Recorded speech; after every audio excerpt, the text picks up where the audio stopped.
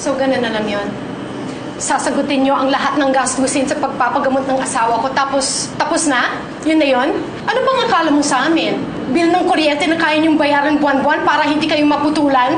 Eh, muntik nang mapatay ng Brian na yun ang asawa ko eh! Miss Cecil, let's not overreact naman. Okay naman si Lito eh. Di ba, Lito, okay ka na? Okay naman. Okay naman, Miss D. Makakahinga pa. Ay, baby love, okay. Okay na tayo. Pupunta po ba dito si Brian? Oo nga. Luluhod po ba siya dito at halikan ng paa ng tatay namin? Napanood po namin kagabi ang interview ng alaga niyo. At ang sinabi niya, walang may kasalanan. Madam, wala. Hindi niya sinunod ang instruction ng tatay ko, kaya nangyari sa kanya to.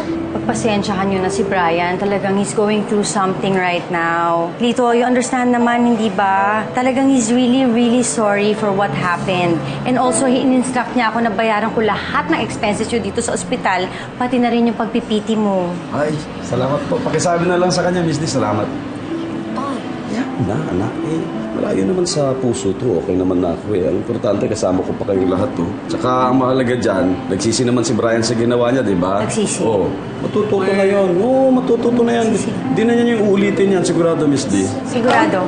Oh, ikaw ang bait-bait mo, kaya muntik ka nang kunin ni Lord. Paano naman tayo? Ang mga anak mo, muntik nang maulila. Ako, muntik na akong mawala ng asawa. Tsaka ikaw, hindi ka na makakapagtrabaho. Paano naman natin babayaran lahat ng ito? Hindi lang itong hospital ang babayaran natin eh. Miss Hindi Cecil, naman tayo pababayaan ni Lord eh. Lalo na yun, magkakatrabaho na si Butching-Ching natin. No? Okay na tayo niyan. Oo nga naman ho. Tay, hindi kasi ako natanggap dun sa pinag-applyan ko eh.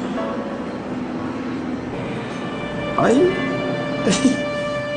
Okay lang yan. Anak, ano naman eh. Darating at darating din yan.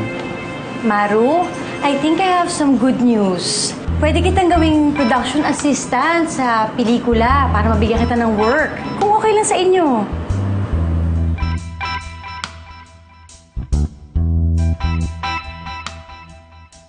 No, no, no! Hindi, hindi, hindi!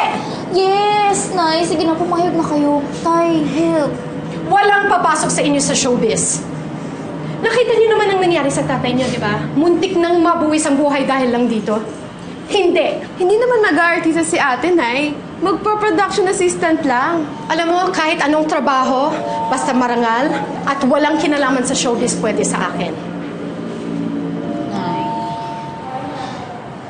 kailangan ko po ng trabaho ngayon. At ito lang ang available. Kaya sige na, pumayag na kayo. Temporary lang to, promise. Tay. Pero Nay, paano po kung hindi agad makahanap si ate ng bagong trabaho? Mag-out of school yun na po ba kami? Yung magbubuhay agit? So, pupera ba buhay natin? Nagtatanong lang naman. Basta, tanggihan mo na yung offer na binibigay sa'yo ni Divine. Okay? Final answer, period, exclamation point, no erase.